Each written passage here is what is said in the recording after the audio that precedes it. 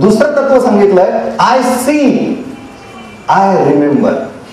जर डोळ्याने पाहिलं तर माझ्या स्मरणामध्ये जातं. म्हणून मी इथे काहीतरी प्रेझेंटेशन दाखवतोय तुम्हाला. मला नुसतं बोलायचं नाहीये, मला काहीतरी दाखवायचं पण आहे तुम्हाला. आणि सगळ्यात महत्वाचा संदेश दिलेला होता त्यांनी, I do, I understand.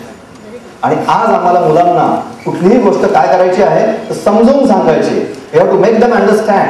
And to make this process of understanding in true sense successful, we need them to do practicals. पण आज काय केलं जातं? मी इंजिनियर माणूस आहे, इंजिनिअरिंगचा थोडक्यात तुम्हाला मांडण्याचा प्रयत्न करतो की इंजिनिअरिंग मध्ये 80% थिअरी आहे, 20% प्रॅक्टिकल आहे. डिप्लोमा लेवलवर जर तुम्ही जाल तर 60-40 रिलेशनशिप आहे.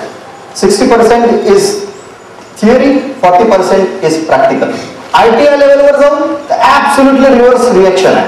20% थिअरी, 80% प्रॅक्टिकल. आणि म्हणून जो मुलगा ITI मधनं टर्नर, फिटर किंवा मशिनिस्ट होऊन येतो, आपले इथे काही नेते बसलेले आहेत, तो आत्मविश्वासाने मशीनवर उभा राहतो आणि जॉब तयार करायला लागतो. तिथेच जर एखाद्या इंजिनियरला उभं केलं तर तो म्हणतो काय करायचं, फील्ड कसा लावायचा, ते सगळं आनंदी आनंद होतो. Where he lacks confidence, basically he is not trained. Why is not trained? Because he is not made to understand in right way. त्याला समजण्याची प्रक्रियाच नीट नाही होते.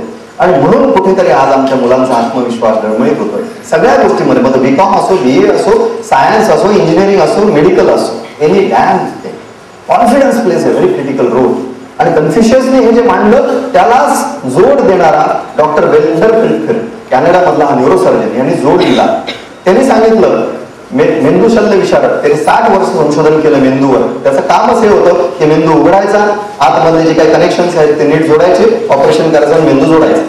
60-65 वर्ष संशोधन केल्यानंतर तो एक निष्कर्षावर आला. आणि तो निष्कर्ष फार इंटरेस्टिंग होता की आपला मेंदू हा खरंच CPU आहे. त्याच्यामध्ये 1200 कोटी न्यूरॉन्स आहेत आणि एका न्यूरॉनची कॅपॅसिटी 100 पानी पुस्तक, प्रिंटेड पुस्तक साठवून ठेवण्याची. 1 neuron can store how much? 100 pages. आणि म्हणून आपल्याला बघायला मिळतं की जे थोर लोक होऊन गेलेले स्वामी विवेकानंदांसारखे, ते नुसतं पानं पालटत आणि ते सगळ्याच्या सगळं फोटोग्राफिक मेमरीच्या साह्याने मेंदूमध्ये साठवत आणि नंतर पुस्तक बंद झाल्यानंतर सुद्धा त्या पानावरचे शब्द खडानखडा सांगत, कारण योग अभ्यास करत, उपासना करत आणि ते दृढतेने करत. दुसरं त्या वेंडरबिल्टचं सगळ्यात महत्वाचं संशोधन होतं ते जे मला तुम्हाला सांगायचं की तो सांगतो की सगळ्यात कमी न्यूरॉन्स या फंक्शनिंग सिस्टीम मध्ये कानांना दिलेले आहेत. आणि इथे आमचं कन्फ्युजन पण हेच सांगतो, आय लिसन, आय फॉरगेट. आणि आमची संपूर्ण शिक्षण व्यवस्था कानावर आधारित आहे. शिक्षक येतात, मुलांशी संवाद करतात, बोलतात, मुलं इकडे बघतात, तिकडे बघतात.